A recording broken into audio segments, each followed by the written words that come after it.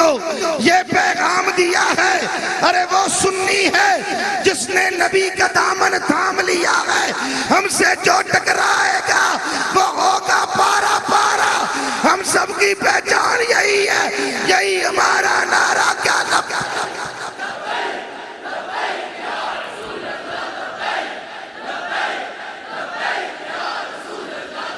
ماشاءاللہ نعرہ رسالہ۔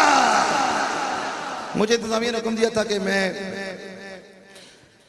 حضرت عمر رضا مصطفیٰ صاحب چشتی آپ کو دعوت دوں، لیکن آپ نے حکم دیا کہ نہیں، میرا ٹائم بھی پروفیسر صاحب کے حوالے، تو دعوت خطاب دینے جا رہا ہوں۔ عظیم خانوادے کے چشم و چراغ، امت پہ بڑا احسان ہے اس پورے گھر کا، بڑی محبتیں اس پورے گھر نے، اس پورے خاندان نے نسل در نسل ایک ہی کام کیا ہے کہ علم یا رسول اللہ کو بلند رکھا ہے۔ میری مراد عالم نبی الفاضل جلیل ہم سب کے جانے پہچانے، امت بڑی محبت کرتی ہے ان سے، قوم بڑی محبت کرتی ہے۔ حضرت علامہ مولانا پروفیسر عمر فیض صاحب قادری، محمد عمر فیض صاحب قادری، معذرت میں پھر جلدی کر رہا تھا، اس کے لیے مجھے سننی پڑ جاتی ہے۔ پروفیسر محمد عمر فیض صاحب قادری، آپ اپنی محبت کی بات آپ کے سامنے رکھتے ہیں اور آپ ذرا بآواز بلند کہہ دیتے ہیں سبحان اللہ۔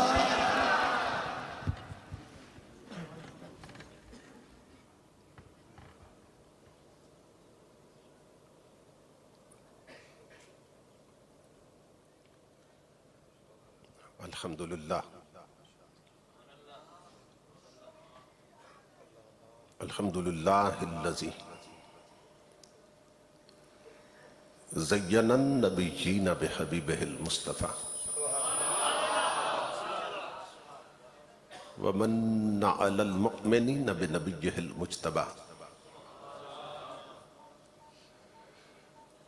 الصلاة والسلام علی سیدنا ومولانا محمد خیر البرا وعلى آلہ واصحابہ المتأدبین بالتقوی۔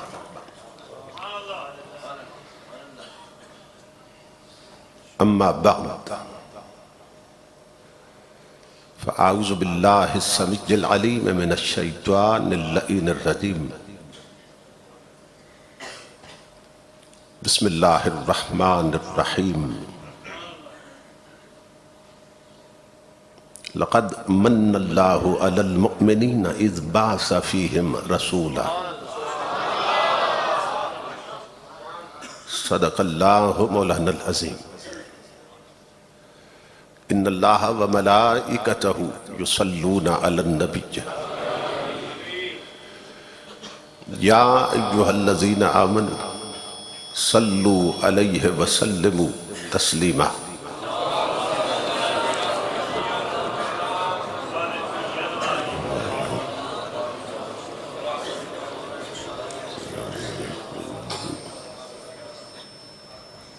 لائق صد احترام جگر گوشہ خطیب اسلام، استاذ العلماء، مخزن اہل سنت، برادر عزیز حضرت علامہ رضا المصطفیٰ چشتی گول نبی صاحب دامت برکاتم القدسیہ، خطیب اسلام، نمونہ اسلاف، استاذ العلماء حضرت علامہ مولانا اللہ دتا صابر صاحب زید مجدہ، دیگر معزز مشائخ و علماء کرام اور نقیب شہید برادر عزیز مخلصی فی اللہ، محترم توصیف الرحمن الخیری صاحب اور معزز حاضرین و سامعین، اللہ رب العزت کا لاکھ لاکھ شکر ہے کہ جس نے اپنی توفیق خاص سے آپ کو اور مجھے اپنی پاک بارگاہ میں حاضری کا شرف عطا کیا، اور بارگاہ رسالت مآب صلی اللہ تعالیٰ علیہ وآلہ وسلم میں گلہائے عقیدت پیش کرنے کی سعادت عطا فرمائی۔ اس عظیم الشان کانفرنس کے انعقاد پر میں آپ تمام حضرات کی خدمت میں بالعموم اور انجمن نوجوانان اہل سنت کے جملہ کارکنان اور مسلم ٹاؤن کے جملہ اہلیان کی خدمت میں بالخصوص دل کی اتھا گہرائیوں سے ہدیہ تبریک و تحسین پیش کرتا ہوں کہ جنہوں نے انتہائی عقیدت کے ساتھ پاکیزہ جذبوں کے ساتھ اس حسین کانفرنس کو قائم کر کے ہمیں یہ موقع عطا کیا کہ ہم مل بیٹھ کر اللہ اور اس کے محبوب کا ذکر پاک سن اور سنا سکے، اور ان کی تعلیمات کی روشنی میں اپنی سیرت اور کردار کا جائزہ لے سکے کہ ہمارے ان کے ساتھ تعلق کی اس وقت نوعیت کیا ہے۔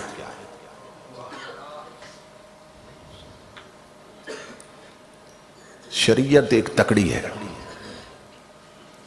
شریعت ایک ترازو ہے کہ جس پر ہر مسلمان کو تولا جاتا ہے۔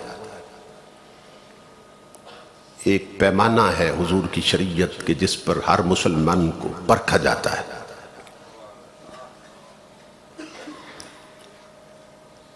تو یہ تکڑی ہمیں ہر وقت اپنے ہاتھ میں رکھنی چاہیے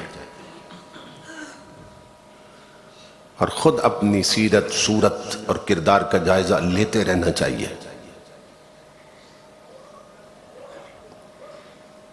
تاکہ ہم اپنی اصلاح کر سکیں۔ اسلام ایک کمپلیٹ کوڈ آف لائف ہے، ایک مکمل ضابطہ حیات۔ یہ فقط چند رسموں کا نام نہیں ہے، چند رواجات کا نام نہیں ہے، چند رسوم کو اسلام نہیں کہتے۔ ایک بہت بڑی ریالٹی ہے، ایک فیکٹ ہے، ایک حقیقت ہے، اور ایک سسٹم آف لائف ہے، ایک مکمل زندگی کا نظام۔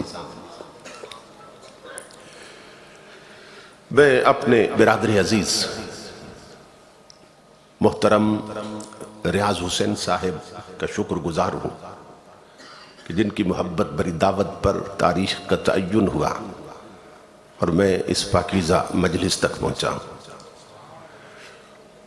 میرے اور میرے خاندان کے حوالے سے میرے برادر عزیز توصیف الرحمن صاحب جو کچھ فرما رہے تھے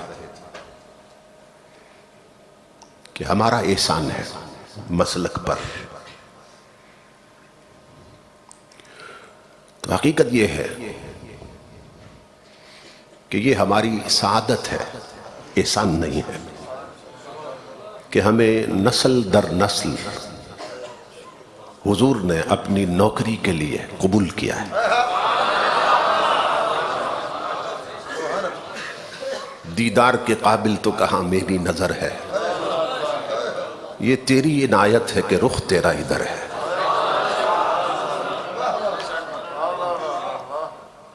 غالب نے تو یہ کہا تھا 100 سال سے ہے پیشہ آبا سپاہ گری، کچھ شاعری ذریعہ عزت نہیں مجھے، لیکن میں نے اس میں تصرف کیا اور اپنے حوالے سے میں یہ عرض کرتا ہوں کہ 100 سال سے ہے پیشہ آبا ثنا گری، 100 سال سے ہے پیشہ آبا ثنا گری، بس نعت ہی ذریعہ عزت رہی ہمیں. تو یہ احسان سب پہ حضور کا ہے. تو دعا کریں کہ اللہ رب العزت یہ گلے میں جو پٹے ہیں حضور کی غلامی کے، یہ قیامت تک ہماری نسلوں کو بھی نصیب رہے. تو بہت خوشی ہوئی آپ کا یہ مرکز دیکھ کر. میں تو حیران ہو گیا کہ ایک محلے میں اتنی عظیم الشان مسجد آپ نے قائم کر رکھی ہے. اللہ رب العزت اس خدمت کو بھی قبول فرمائے. میں نے آپ حضرات کی خدمت میں قرآن حکیم کے جو الفاظ تلاوت کرنے کا شرف حاصل کیا ہے، ان میں اللہ رب العزت نے ایمان والوں پر اس احسان کا ذکر کیا ہے کہ جسے اس نے خود ہی کیا اور خود ہی جتا رہا ہے. لقد من اللہ علی المؤمنین اذ بعث فیہم رسولا. اللہ فرماتا ہے بے شک اللہ نے مومنوں پہ احسان کیا کہ شان والا رسول ان میں بھیج دیا، مبعوث کیا. تو اللہ رب العزت احسان بھی بیان کر رہا ہے کہ میں نے احسان کیا، اور جتا رہا ہے کہ میں نے احسان کیا. جب ہم قرآن حکیم کا مطالعہ کرتے ہیں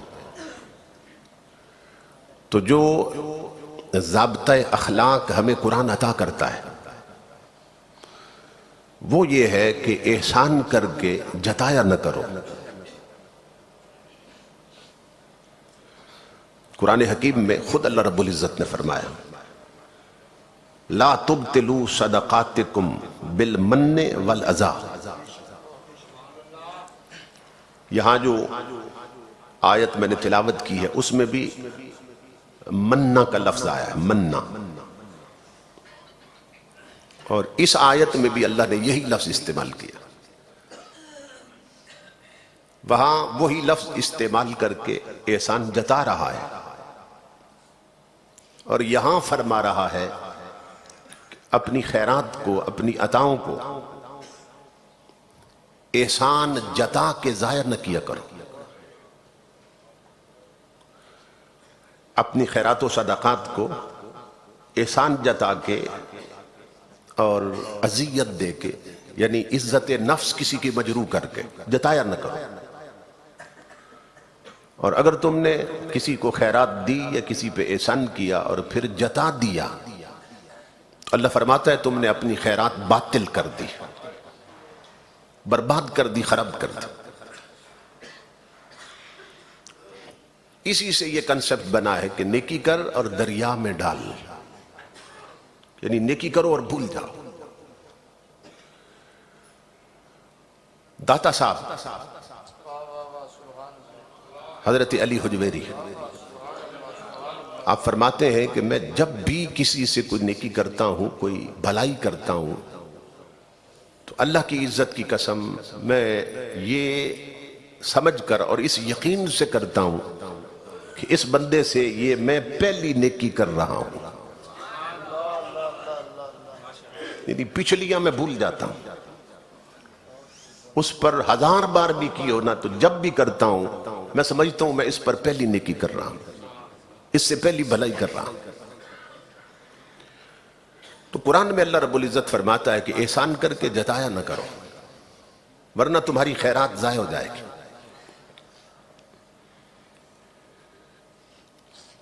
اب ہمارا حال یہ ہے کہ ہم اگر کسی کو زکوٰۃ بھی دیتے ہیں نا،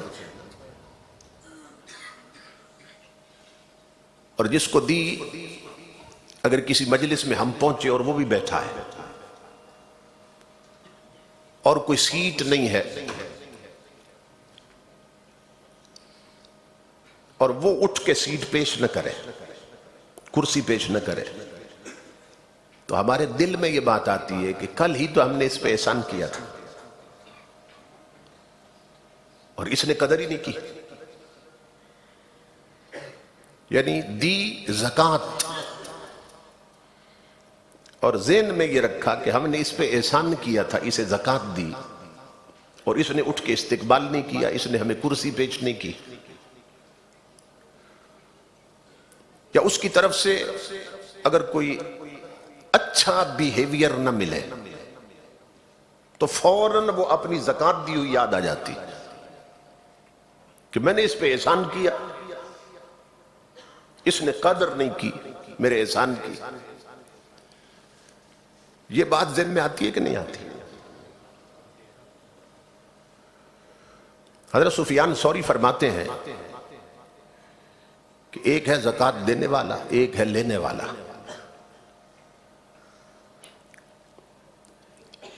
حقیقت میں ہیں دونوں محتاج،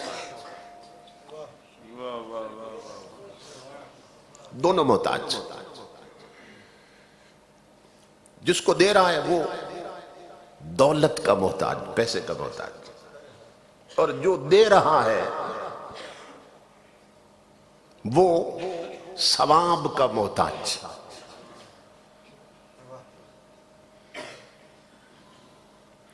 تو آپ فرماتے ہیں کہ جو زکوٰۃ دے اور جس کو دے رہا ہے اس سے بڑھ کر اپنے آپ کو محتاج نہ سمجھے، اس نے زکوٰۃ ضائع کر دی.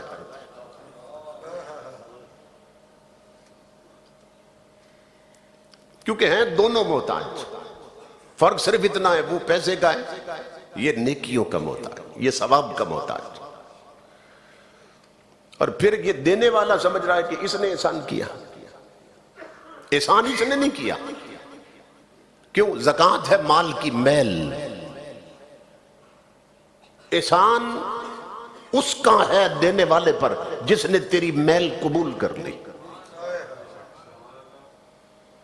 کہ زکوٰۃ مال کی میل ہوتی ہے، جب وہ نکل جائے نا مال سے تو پچھلا مال پھر پاک ہو جاتا ہے. تو احسان اس کا نہیں ہے جس نے اپنی میل دی ہے، احسان اس غریب کا ہے جس نے تیری میل لی ہے. زکوٰۃ مال کی میل ہوتی ہے.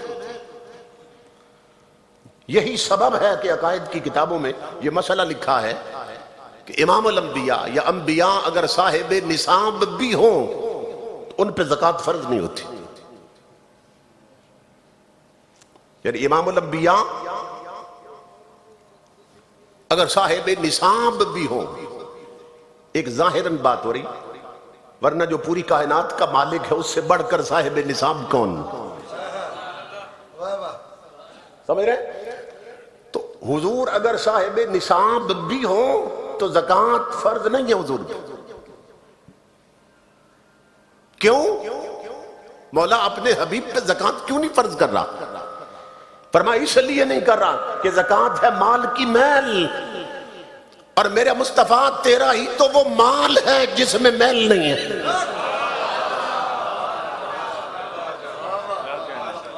دنیا میں تیرا ہی تو وہ مال ہے جس میں میل نہیں ہے، تو زکوٰۃ کیوں دے؟ تو امام الانبیاء کے غلاموں، احسان ہمارا نہیں ہے جنہوں نے زکوٰۃ دی، احسان اس کا ہے جنہوں نے ہماری میل، جس نے ہماری میل قبول کر لی. گھر میں جو آتا ہے نا صفائی کے لیے، صبح کوڑا لے جاتا، اس کو کہتے ہیں کوڑے والا. یعنی نام ہم نے اس کا رکھا ہے کوڑے والا. تو اس کو کوڑا دیتا کون ہے؟ کوڑے والا. اس کو بنایا کس نے؟ کوڑے والے تو ہم ہیں، وہ تو صفائی کرنے والا ہے. یہ سمجھ رہے نا بات ہے؟ تو اپنی طرف نظر نہیں جاتی، دوسروں کی طرف جاتی ہے. تو مزاج شریعت یہ ہے کہ احسان کر کے مت جتاؤ. جتا دیا تو سمجھو تم نے ضائع کر دی. اللہ اکبر. تو اب یہ قرآن میں ہے کہ جس نے احسان کیا اس کے صدقات باطل ہو گئے، برباد ہو گئے. امام الانبیاء کے غلاموں، اور حضور نے کیا فرمایا کہ جو احسان کر کے جتائے، اب حضور کی حدیث، یہ تو اللہ نے فرمایا نا. امام الانبیاء فرماتے ہیں لا يدخل الجنت منان، وہاں منا تھا، یہاں منان، اسی منا سے. لا يدخل الجنت منان. امام الانبیاء نے فرمایا احسان کر کے جتانے والا جنت نہیں جائے گا. اسی انداز کی نا حضور صلی اللہ علیہ وسلم کی اور بھی احادیث. لا يدخل الجنت نمام، لا يدخل الجنت قطات. حضور صلی اللہ علیہ وسلم فرماتے چغل خور جنت میں نہیں جائے گا. چگلی کھانے والے دو قسم کے بندے ہوتے ہیں. کچھ وہ ہوتے ہیں کہ جو چھپ کے سنتے ہیں، یعنی جب سن رہے تھے تو سامنے نہیں آئے، چھپ کے سنتے ہیں. یعنی وہ آستین کے سانپ ہوتے ہیں، چھپے ہوئے ہوتے ہیں. آپ کی باتیں چھپ کے سنتے اور آگے بیان کر دیتے ہیں. تو وہ بچھوؤں کی طرح، سانپوں کی طرح چھپے لوگ ہوتے ہیں. امام الانبیاء نے فرمایا وہ بھی جنت نہیں جائیں گے. اور کچھ وہ ہوتے ہیں جو دوست بن کے پاس بیٹھتے ہیں اور آپ دوست سمجھ کے اپنا سب کچھ انہیں بتا دیتے ہیں اور وہ پھر عام کرتے پھرتے آگے. دوست بن کے بیٹھے تھے، دشمن بن کے پھرے. تو امام الانبیاء فرماتے ہیں ایسے بدبخت بھی جنت نہیں جائیں گے. یہ جلسے صرف کانوں کے چسکے کے لیے نہیں ہوتے. کوئی شریعت بھی سمجھیں کہ ہم نے کرنا کیا ہے. ہماری میجارٹی اور اکثریت ان مرضوں میں مبتلا ہے اور کچھ تو ہلاک ہی ہو چکے ہیں. چغلی کھانا، غیبت کرنا، یہ پہلے عورتوں میں مرض تھا، اب مردوں میں بھی ہے اور عورتوں سے مردوں میں بڑھ چکا. یعنی ہم اتنے جری ہو گئے شریعت کے خلاف زندگی گزارنے میں کہ کوئی مر جاتا ہے نا، جنازہ ہو جاتا ہے، پھر اعلان ہوتا ہے بھئی میت کا منہ دیکھ لو. اب میت کا منہ دیکھا جا رہا ہے، دکم پیل شروع ہے. اور واپس جب جا رہے ہوتے تو پھر کانوں کو ہاتھ لگا کے کہتے ہیں اللہ معاف کرے، دیکھا ہے اس کی رنگت کتنی کالی ہو گئی تھی. پھر تب سرے کرتے پھرتے، تب سرے، او کاش تو نے اس کا منہ نہ دیکھا ہوتا. اس دیکھنے سے نہ دیکھنا بہتر تھا تیرا، بد نصیب. اور اس نے دنیا چھوڑی ہے، تو نے اب بھی پیچھا نہیں چھوڑا. اور مردے کی غیبت کر رہا ہے. تو اپنی فکر کر نادان، اور اس کا تو صرف رنگ بدلا ہے، ہو سکتا ہے تیری شکل بدل جائے. مردے کی غیبت ہو رہی ہے. یہ شریعت کا مسئلہ ہے کہ میت کو جو غسل دینا وہ بندہ امانت دار اور دیانت دار ہونا چاہیے. یہ فقہ کا مسئلہ ہے. اب یہ سوچنے کی بات ہے بھئی جو غسل دینے والا ہے میت کو وہ کیوں دیانت دار ہونا چاہیے؟ کیوں مردے کی جیب کاٹ لے گا؟ کیا کرے گا؟ مردے کی چوری کر لے گا جیب میں سے کوئی شے. تو کیوں دیانت دار ہونا چاہیے؟ کیوں امانت دار ہونا چاہیے؟ یہ شریعت کا قانون دیکھے، ضابطہ دیکھے. اور ہمارا ہر غیرہ غسل میں شامل ہو جاتا ہے. تو شریعت نے کہا صرف وہ بندہ شامل ہو غسل میں کہ اگر میت میں غسل دیتے ہوئے کوئی عیب دیکھے تو اسے بتاتا نہ پھرے، چھپاتا پھرے.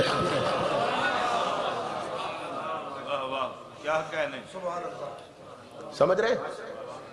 تو یہ بھی یاد رکھیں کہ جب مر جائے نا کوئی، دیانتدار بندے تلاش کریں کہ اگر میت کا کوئی عیب دیکھیں بھی تو پردہ ڈالیں، چھپائیں. تو ہمارا حال کیا ہے؟ ہم غیبت نہیں چھوڑتے، غیبت نہیں چھوڑتے. وہ مر گیا اس کی نہیں چھوڑتے. اور یہ اتنی بھیانک شے ہے کہ حضور صلی اللہ علیہ وسلم تشریف فرماتے. ایک خاتون بیٹھی تھی حضور کے پاس، ایک اور خاتون آ گئی. ان کا قد بہت چھوٹا تھا. تو وہ تھوڑی دیر بیٹھی تو جب اٹھ کے چلی گئی نا، جب سامنے ہی تھی، دروازے سے نکل رہی تھی، تو جو خاتون پاس بیٹھی تھی انہوں نے کہہ دیا حسبک من صفیہ کذا و کذا، یعنی کثیرہ. اشارہ کر دیا یا رسول اللہ یہ جو صفیہ ہے نا، یہ جو آئی تھی یہ تو بس اتنی سی ہے. اشارہ کر دیا انہوں نے. امام الانبیاء کے چہرے کا رنگ بدل گیا. امام الانبیاء نے فرمایا لقد قلت کلمۃ لو مزج بها البحر لمزجته. فرمایا تو نے اتنی غلط بات کر دی کہ اب اگر میٹھے سمندر میں تھوک دے تو اسے بھی کڑوا کر دے گی.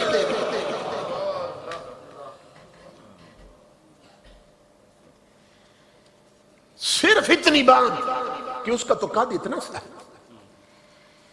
اور ہمارا حال کیا ہے امام الانبیاء کے غلاموں؟ کبھی کسی کے رنگ کا مذاق اڑاتے، کبھی کسی کے قد کا مذاق اڑاتے، کسی میں پیدائشی عیب ہے اس پر اس کا مذاق اڑاتے، اس کی نقلیں کرتے.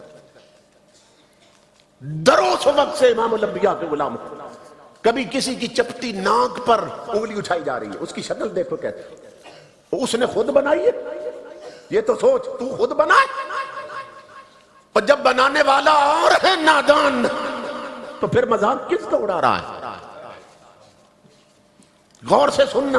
حضرت عارف کھڑی میاں محمد رحمت اللہ تعالی علیہ آپ جا رہے تھے بننے پہ، سننا غور سے، بننے پہ جا رہے تھے تو وہاں کنواں تھا، دیہات کا علاقہ، کنواں تھا تو کچھ جوان لڑکیاں پانی بھرنے آئی ہوئی تھی، گڑے لے کر نہ پانی بھر رہی تھی.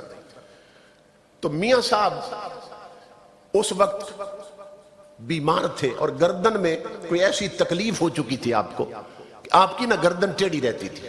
حضرت میاں محمد رحمت اللہ علیہ گردن نہ یوں خم رہتی تھی، تو اس طرح گردن کر کے نہ بننے پہ جا رہے تھے. تو جوانی دیوانی ہوتی ہے. جب لڑکیوں نے دیکھا نا تو ایک لڑکی نے نہ نقل اتاری اور باقی سب ہنسنے لگی. اشارہ کر کے نا میاں صاحب کی طرف، وہ نقل اتاری اور ہنسنے لگ گئی. وہ بھی تو پھر میاں محمد تھے. پاس آ گئے بچیوں کے اور فرمانے لگے میری بیٹیوں اللہ تمہیں ہنستا رکھے، سدا خوش رہو، مگر صرف مجھے اتنا بتا دو، صرف اتنا بتا دو، بانڈے تے ہنسیوں کہ کبار تے ہنسیوں؟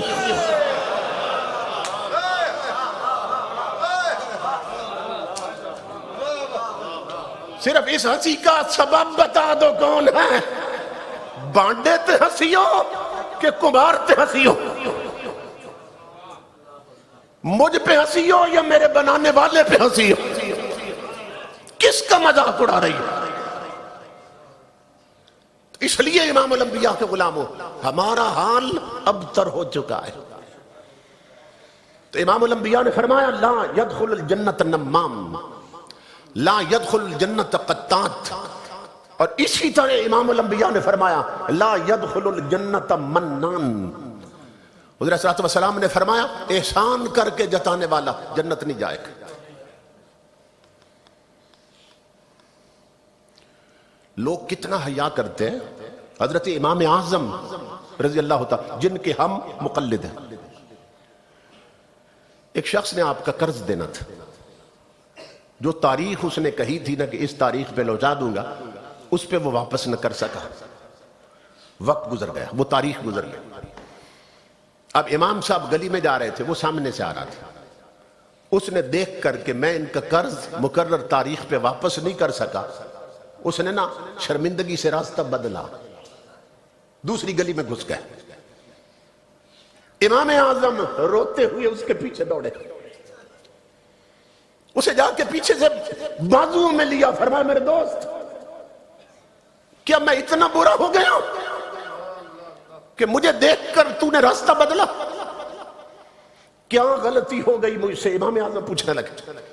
اس نے کہا حضور غلطی آپ سے نہیں ہوئی، وہ قرض لیا تھا تاریخ پہ لوٹا نہیں سکا وعدے کے مطابق، اب شرمندگی ہو رہی تھی کہ آپ کا سامنا کیسے کروں. امام اعظم سر پکڑ کے رونے لگ گئے. فرمایا ہائے افسوس، میری وجہ سے میرے آقا کا امتی شرمندہ ہوا. فرمایا میرے دوست میری یہ خطا معاف کر دے کہ تجھے شرمندہ ہونا پڑا، میرے سبب سے راستہ بدلنا پڑا. اس نے کہا حضرت مجرم تو میں ہوں، شرمندہ تو مجھے ہونا چاہیے، قرض واپس نہیں لوٹا سکتا. آپ نے فرمایا نہیں، اس وقت مجرم میں ہوں کہ تجھے میرے سبب سے راستہ بدلنا پڑا، میری یہ خطا معاف کر. اتنا اصرار کیا آپ نے اور اتنا روئے. اس نے کہا معاف کر دی. آپ نے فرمایا احسان کا بدلہ اللہ کہتا ہے احسان سے دو، تو نے مجھے میرا یہ قصور معاف کیا، جا میں نے تجھے قرض معاف کر دی۔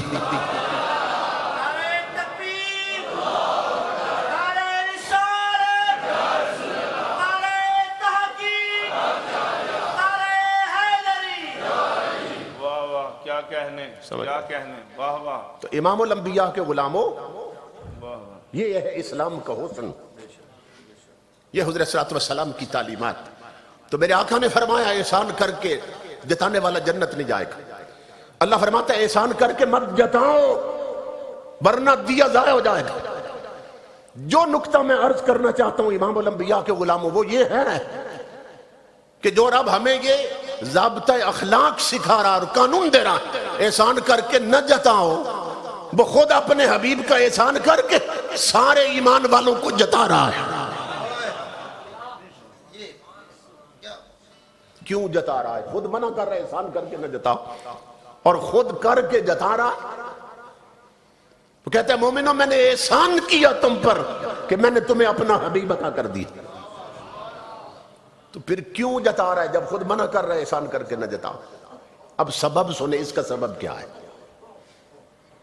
اللہ فرما رہا ہے کہ میں نے تمہیں ہر شے دی، احسان نہیں جتایا، اور محبوب دے کر بھی احسان نہ جتاؤں۔ تمہیں ہر نعمت دی، احسان نہیں جتایا، اور کملی والا دے کر بھی، محبوب دے کر بھی احسان نہ جتاؤں، تو کوئی بدبخت وجود مصطفیٰ کو باقی نعمتوں جیسی نعمت نہ سمجھنا چاہے، کہ وہ یہ نہ سمجھے کہ وجود مصطفیٰ بھی باقی نعمتوں جیسی نعمت۔ اللہ فرماتا ہے ہر شے دی احسان نہیں جتایا، تنہا محبوب دیا احسان کیوں جتایا؟ تاکہ تمہیں معلوم ہو جائے دینے والے کی نظر میں وہ سب کچھ کچھ بھی نہیں، مصطفیٰ سب کچھ ہے۔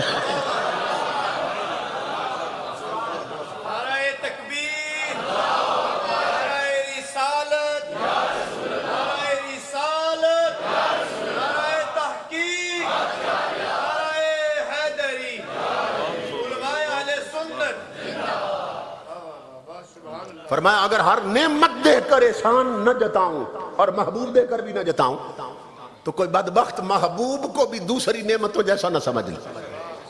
فرمایا ہر شے دی نہیں جتایا، تنہا محبوب دیا جتایا، تاکہ پتہ چل جائے میری نظر میں وہ ہر شے مل کر کچھ بھی نہیں، تنہا مصطفیٰ سب کچھ ہے۔ اس لیے احسان جتایا۔ یعنی یوں سمجھو ایک طرف پوری کائنات ہے، ایک طرف تنہا مصطفیٰ کی ذات ہے، اور نظم ہستی میں توازن کے لیے ساری دنیا اور تنہا مصطفیٰ۔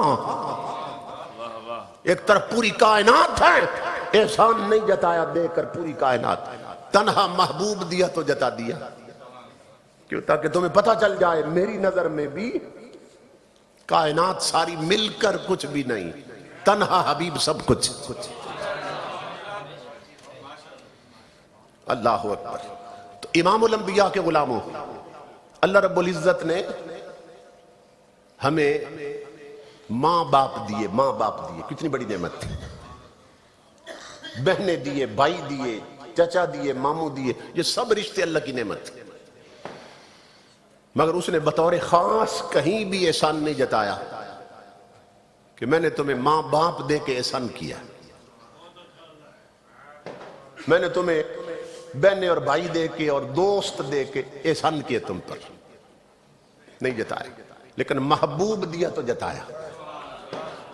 کیوں؟ اس کا سبب یہ ہے، فرمایا تیری آنکھ بند ہونے کی دیر، جنہیں دوست کہتا ہے نا وہی دشمن ہو جائیں گے۔ کیسے؟ جب کوئی فوت ہوتا ہے تو جو گھر والے ہوتے ہیں نا قریب ترین لوگ، پہلے وہ تھوڑا سا روتے ہیں، اوپر آہوزاری کرتے ہیں، اور پھر تھوڑا سا سنبھلتے ہیں تو پھر فون کرتے ہیں برادری کو، اور وہ فون پر ہی نا انا للہ پڑھتے ہیں، افسوس کرتے ہیں بڑا افسوس ہوا، اور فون تب تک بند نہیں کرتے جب تک پوچھ نہ لیں جنازہ کتنے بجے۔ ایسا ہی ہے کہ نہیں ہے؟ یعنی لفظ تو جنازہ ہی استعمال کرتے ہیں نا، اصل پوچھتے یہ ہیں بتاؤ اس کو گھر سے کب نکالو گے؟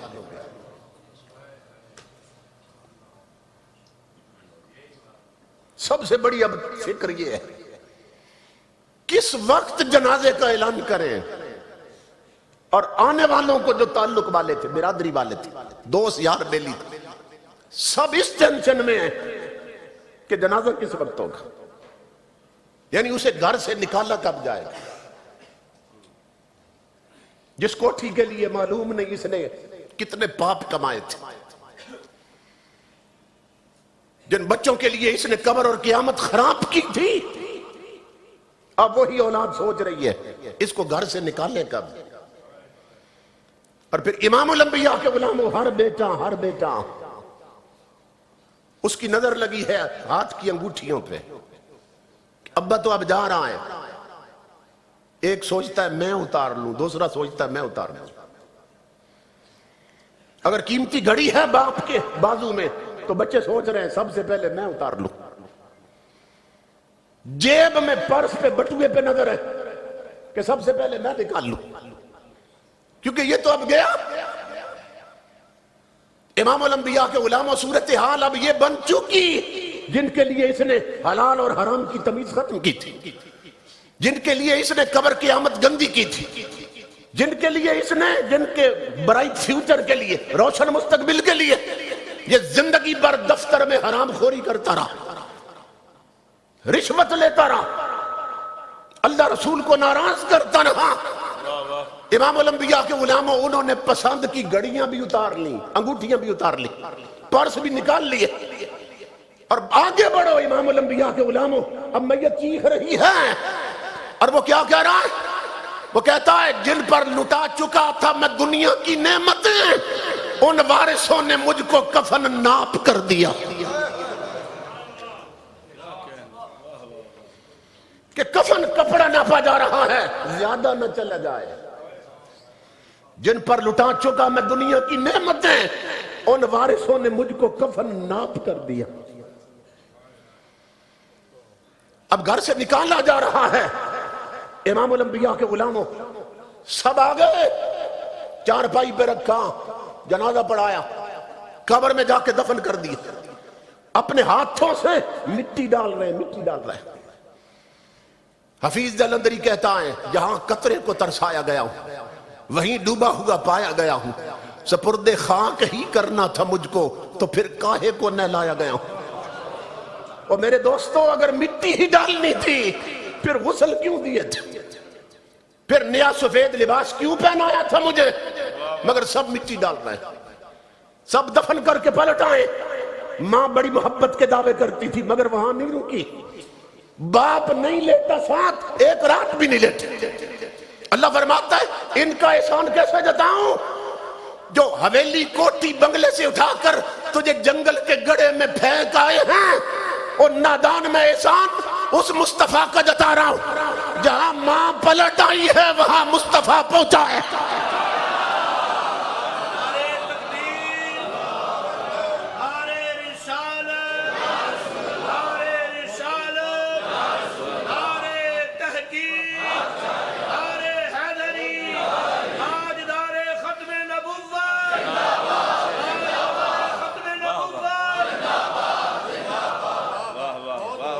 چند فرلانگ پہ باپ تھا، اولاد تھی، اور وہ نہیں پہنچی، وہ چھوڑ آئے ہیں، وہ مدینے سے جلوہ گر ہو چکا ہے۔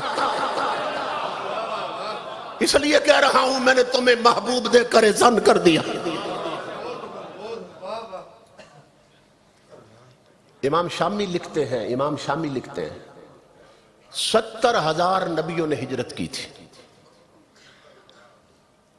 چند 100 نہیں، 70,000، اور عام لوگ نہیں، نبیوں نے 70,000 نبیوں نے ہجرت کی تھی۔ امام الانبیاء کے غلاموں اپنے وطن چھوڑ کر، گھر بار چھوڑ کر مکے میں آ کے آباد ہوئے، اور امام شامی لکھتے ہیں وہ کیوں آئے تھے، مہاجر کیوں بنے تھے، کیوں اپنے وطن چھوڑے تھے 70,000 نبیوں نے؟ صرف یہ سوچ کر انہیں معلوم تھا کہ رب کا حبیب مکے میں پیدا ہوگا۔ اور اس طلب میں 70,000 نبی مہاجر بن گئے کہ مکے میں رہیں، وہیں فوت ہوں اور وہیں قبر بن جائیں. اور چونکہ رب کا حبیب آئے گا اسی شہر میں، تو ہو سکتا ہے کسی دن قبر کے اوپر یار کے قدم لگ جائیں. امام شامی لکھتے ہیں 70,000 نبیوں کو میرے نبی کے قدموں کی طلب مہاجر بنا گئی، وطن چھڑوا دیے کہ مرنے کے بعد قبر پر ہی آ گئے تو سعادت ہوگی. او امتی اپنا مقدر دیکھ، اور 70,000 نبیوں نے وطن چھوڑے کہ مصطفیٰ کے قدم قبر کے باہر لگ جائیں. تو اپنا مقدر دے، تیری قبر کے اندر مصطفیٰ تشریف لاتے ہیں.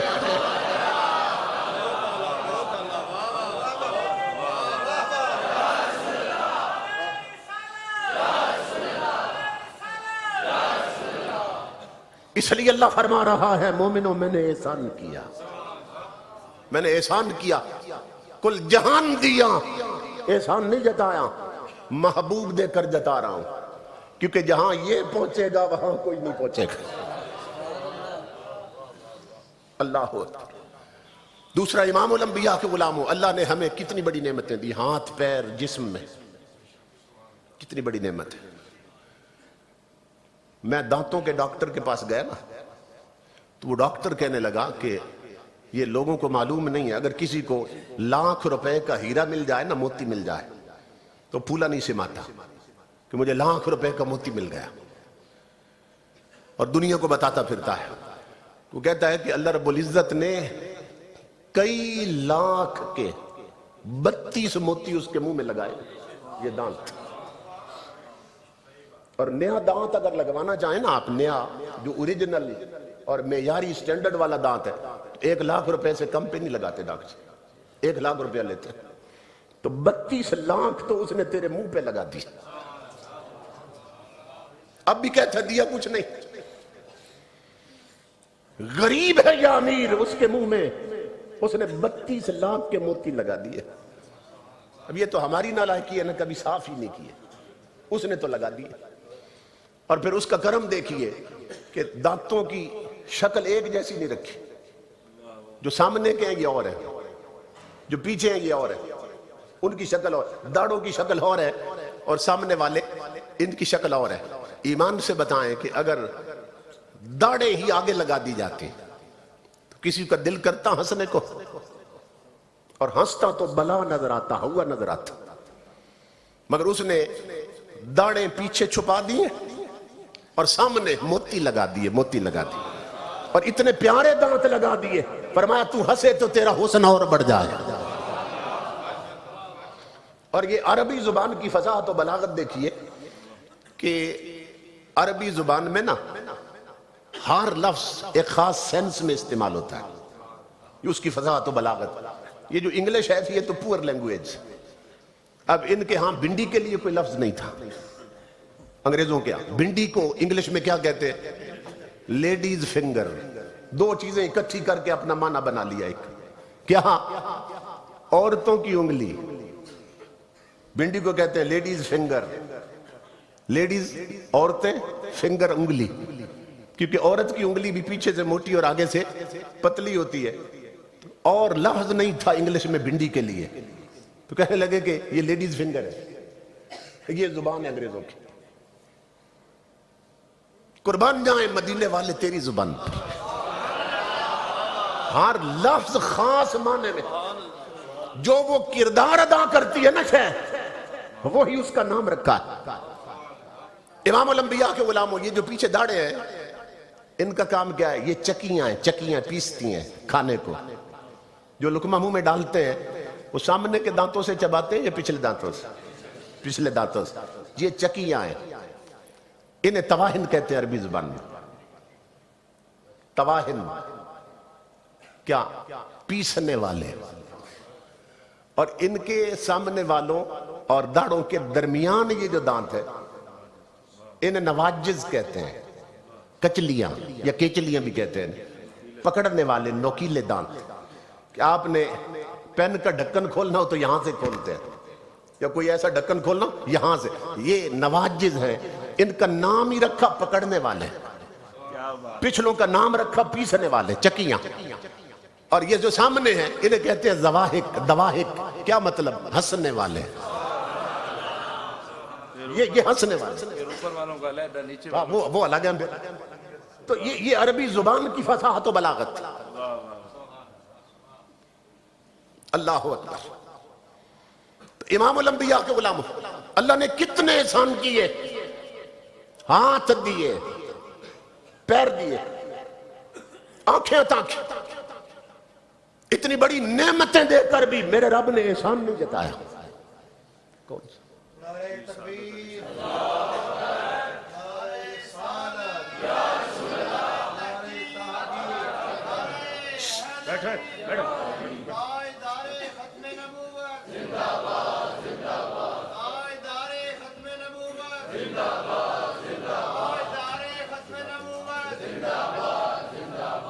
اللہ عزت دے۔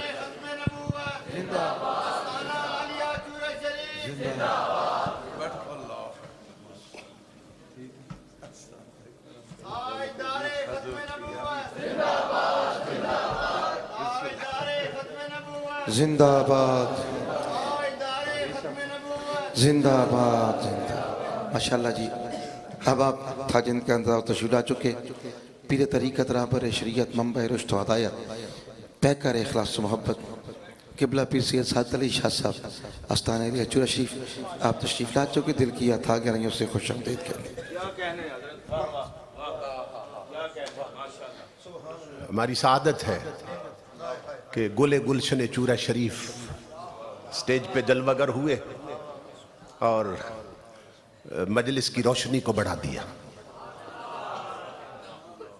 اللہ ان کا سایہ تادیر اہل اسلام کے سروں پہ قائم رکھے۔ تو میں یہ عرض کر رہا تھا، ہاتھ کتنی بڑی نعمت، یہ جن کے نہیں ان سے پوچھئے کتنی بڑی نعمت۔ ہاتھی کتنا بڑا جانور ہے، گھوڑا، اونٹ کتنے بڑے جانور ہیں، لیکن اپنا سر اپنے رزق کے آگے جھکا دیتے ہیں۔ ایک دانے کے لیے ذلیل ہو جاتے ہیں، سر زمین تک لے، ایک لقمے کے لیے ذلیل ہو جاتے ہیں۔ طاقت کتنی ہے، جسم کتنے بڑے ہیں، مگر سر جھک گیا لقمے کے لیے، ایک ٹکڑے کے آگے سر جھکا دی۔ اللہ رب العزت فرماتا ہے، انسان میں نے تجھے بڑی عظمت دی، تجھے چونکہ بنایا اپنے لیے تو تیرا سر رزق کے آگے نہیں جھکنے دوں گا۔ ہاتھوں کی شکل میں تجھے دو نوکر دے دیے، یہ خود لقمے اٹھا کر منہ تک لے جائیں گے تاکہ تیرا سر جھکے تو صرف میرے آگے جھکے۔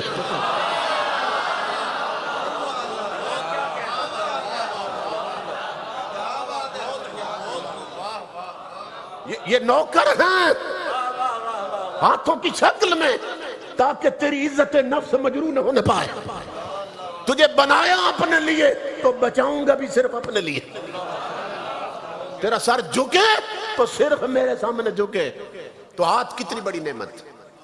سوچیے اگر یہی نہ ہوتے تو اللہ کی عزت کی قسم ہم پلیٹوں میں منہ مار رہے ہوتے اور زبانوں سے چانٹ رہے ہوتے زمین پہ پلیٹ رکھ۔ اس نے صرف ہاتھ دے کر اتنی بڑی نعمت دے کر، مگر کہتا ہے احسان نہیں جتایا بطور پاؤں دے کر احسان نہیں جتایا۔ مولا تو حبیب دے کر کیوں جتا رہا؟ فرمایا نادان، یہ آج تو نعمت ہیں، کل قیامت میں یہ کیا کریں گے؟ الیوم نختم علی افواہہم وتکلمنا ایدیہم وتشہد ارجلہم بما کانوا یکسبون۔ یہ ہاتھ تیرے کیے کی گواہی دیں گے۔ ٹچ موبائلوں پر انگلیاں کیا کھولتی تھیں، کیا کھیلتی تھی، نیٹ پہ بیٹھ کر ان ہاتھوں سے کیا کرتا رہا، کن چیزوں کو، حرام چیزوں کو چھوتا رہا، ٹچ کرتا رہا، پکڑتا رہا۔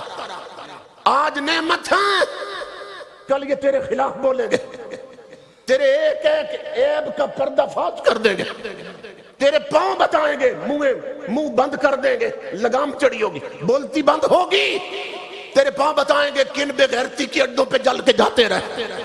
فرمایا ان کا احسان کیسے جتاؤں جو قیامت کے دن تیرے عیب دکھا رہے ہوں گے، وہ احسان اس مدینے والے کو جتا رہا ہوں جہاں تیرے اپنے ہاتھ عیب دکھا رہے ہوں گے، مدینے والا وہاں تیرے عیب چھپا رہا ہوگا۔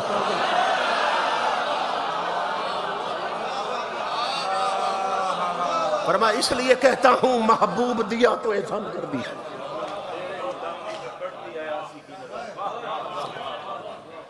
اس لیے فرمایا لقد من اللہ علی المؤمنین اذ بعث فیہم رسولا، مومنوں میں نے تم پر احسان کر دیا کہ میں نے اپنا حبیب تمہیں عطا کر دیا۔ سمجھ رہے تو امام الانبیاء النعمت الکبریٰ ہیں، اتنے بڑی نعمت ہیں امام الانبیاء کے غلاموں کہ ان کے سبب سے ہر نعمت بنی۔ اب یہی ہاتھ قیامت کے دن قرآن کہتا ہے ہمارے خلاف بولیں گے اور جہنمی ہو جائیں گے۔ ایک بزرگ فرماتے ہیں، رویا کرتے تھے، فرمایا کرتے تھے میں گناہ پتہ کیوں نہیں کرتا کہ زندگی بھر یہ پاؤں میرے نوکر بن کے رہے، میں نے جہاں چاہا یہ مجھے لے گئے، ہاتھ زندگی بھر میرے نوکر بن کے رہے، جس چیز کو چاہا میں نے پکڑ لیا۔ تو کہتے ہیں اب میں گناہ اس لیے نہیں کرتا کہ میری وجہ سے میرے نوکر دوزخ میں نہ چلے جائیں۔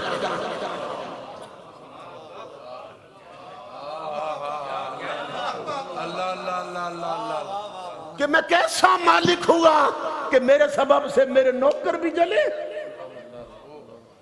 کہ زندگی بھر یہ میری سواری بن کے رہے، زندگی بھر یہ میرے بازو میرا ہتھیار بن کے رہے، نوکر بنے رہے زندگی بھر۔ میں گناہ اس لیے نہیں کرتا کہ میرے سبب سے کہیں میرے نوکر نہ جہنم میں جائیں۔ بچانے والے اس طرح بچاتے ہیں اپنے آپ۔ اس لیے تاجدار کائنات کے غلاموں اللہ نے کتنا بڑا احسان کیا، تو ہمیں اس احسان کی قدر کرنی چاہیے۔ اور امام الانبیاء کے غلاموں اللہ نے توفیق دی کہ درنے میں تم نے قدر کی احسان کی، درنے میں امام الانبیاء کے غلاموں تم نے قدر کی ہے۔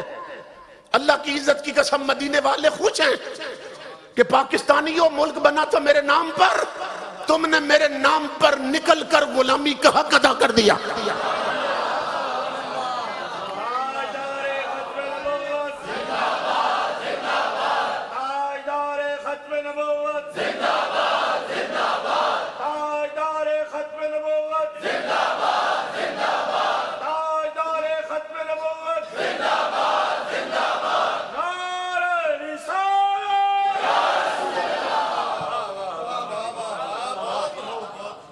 پورے ملک سے دیوانے گئے جب دیکھا محبوب کی عزت پہ حملہ ہو گیا۔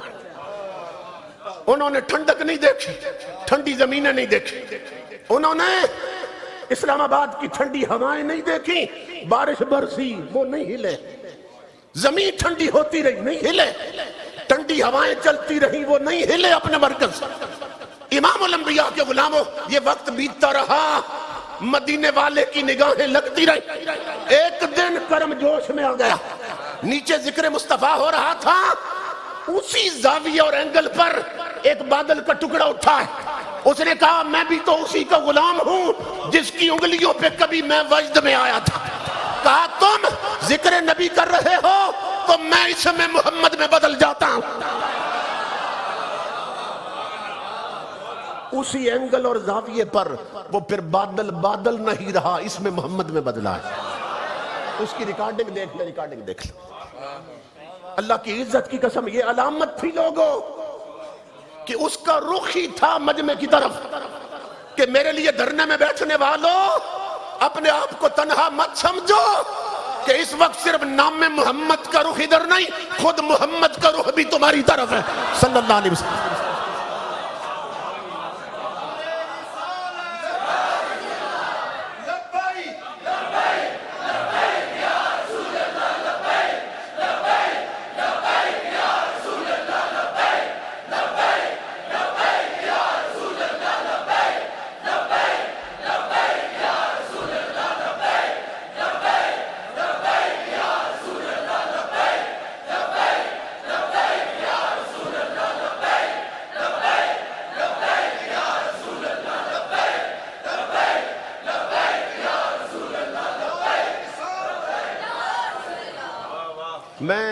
خطاب ختم ہو چکا لیکن حضرت چونکہ ابھی آئے ہیں، صرف ان کے لیے عرض کر رہا ہوں کہ آپ پاکستان میں وقت ہے جگی سے لے کر تخت تک بیٹھنے والا، اس کو پیغام دے رہا ہوں کہ ہن دل تے ہاتھ رکھ، سچ سچ دس ہے مسلمان دا مطلب کیا؟ سننا غور سے، امیر المجاہدین مجھے اس سے آگے چلنے ہی نہیں دیتے تھے، وہ کہتے تھے پھر پڑھو پھر پڑھو، اور دل تے ہاتھ رکھ، میں نے کہا تھا نواز شریف شہباز شریف اور امریکہ کے ٹکڑوں پہ پلنے والے کتوں اور مصطفیٰ کے غداروں، کیا تمہارے کانوں میں نام نبی کی اذان نہیں دی گئی؟ کیا تم نے مسلمان ماؤں کا دودھ نہیں پیا؟ ہن دل تے ہاتھ رکھ، سچ سچ دس اے مسلمان دا مطلب کیا؟ جے عشق نبی نہیں سینے وچ وت راز ایمان دا مطلب کیا؟ وت ہندوستانی ٹھیک ہاسے اتنے نقصان دا مطلب کیا؟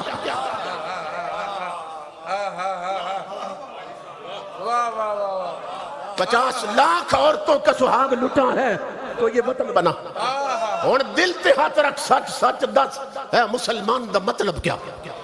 جے عشق نبی نہیں سینے وچ وت راز ایمان دا مطلب کیا؟ وت ہندوستانی ٹھیک ہاسے وہ اتنے نقصان دا مطلب کیا؟ جتے پاک نبی دی عزت نہیں اس پاکستان دا مطلب کیا؟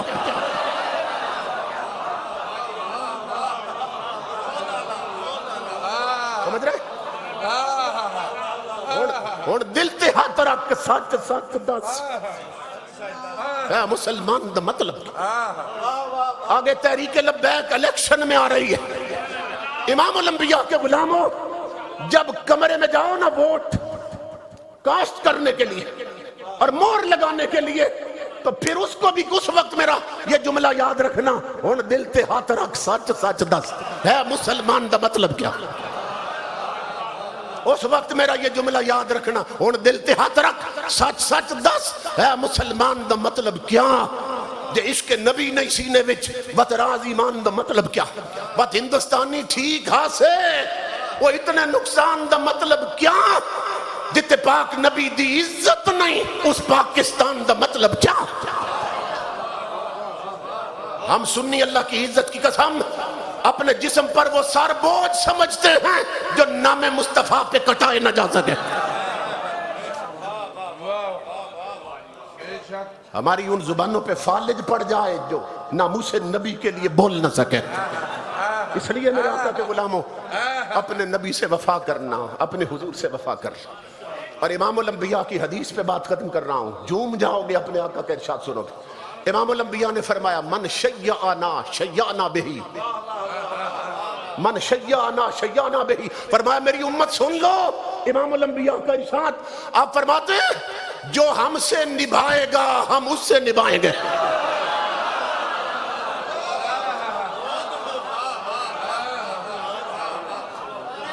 یہ حدیث ہے امام الانبیاء کی۔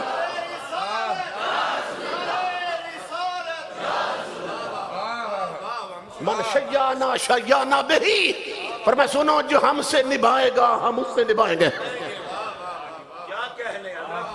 اس لیے میرے آقا کے غلاموں اپنے آپ کو حضور سے جوڑ لو۔ اللہ رب العزت حضور کے توسل سے ہمیں حقائق کو سمجھ کر ماننے کی اور عمل کی توفیق عطا فرمائے، اور مسلم ٹاؤن کی جملہ انتظامیہ، سرپرست اور اہلیان، انہیں اللہ زندگی بھر اس نوکری کے لیے قبول کر لے اور دارین کی عزتیں اور برکتیں عطا فرمائے۔ اب جس کے جی میں آئے وہی پائے روشنی، ہم نے تو دل جلا کے سر عام رکھ دیا، وما علینا الا البلاغ۔ اللہ اللہ اللہ اللہ اللہ، کیا بات، کیا خدا عزت دیا، کیا بات، ماشاء اللہ۔ نعرہ تکبیر، ہائے ہائے ہائے، نعرہ تکبیر، نعرہ رسالت، نعرہ رسالت، نعرہ رسالت، نعرہ رسالت۔ کوئی دنیا عطا میں نہیں ہم تا تیرا، ہو جو حاتم کو میسر یہ نظارہ تیرا، کہہ اٹھے دیکھ کے بخشش میں یہ رتبہ تیرا۔ واہ واہ واہ واہ واہ کیا جود و کرم ہے شاہ بتا تیرا. دوستو تشریف رکھیں. قبلہ پیر طریقت راہبر شریعت منبع رشد و ہدایت پیکر اخلاص و محبت قبلہ پیر سید سعادت علی شاہ صاحب زیب آستانہ چورا شریف آپ تشریف لا چکے ہیں. اس کے علاوہ داتا نگر لاہور سے عظیم مداح رسول بھائی محمد عمران ایوب اطاری قادری آپ بھی تشریف لا چکے ہیں. لیکن بالکل پروفیسر صاحب نے رنگ کچھ اور دے دیا. مل کے ذرا کہہ دو یار سبحان اللہ. ہاتھ چک کے کہہ سبحان اللہ. سنی بولنا پڑے گا کیونکہ سٹیج پہ سامنے وہ شخصیت موجود ہے. دھرنے کے دن تھے نا, ٹھنڈی رات تھی جہاں میرا نکے کا بابا ہائے ہائے ہائے ہائے واہ واہ خوش نصیب ہیں ہم لوگ. عمران ایوب آپ داتا نگر لاہور سے کہتے ہیں کہ خادم حسین رضوی داتا نگر لاہور سے, لیکن ہماری خوش قسمتی یہ ہے کہ خمیر اسی مٹی سے جنم لیا گیا ہے. یہاں وہ بابا بیٹھے تھے تو ایک شملے والا جوان, ہائے ہائے داڑھی سفید نہ سمجھنا, مرد جوان ہی رہتا ہے.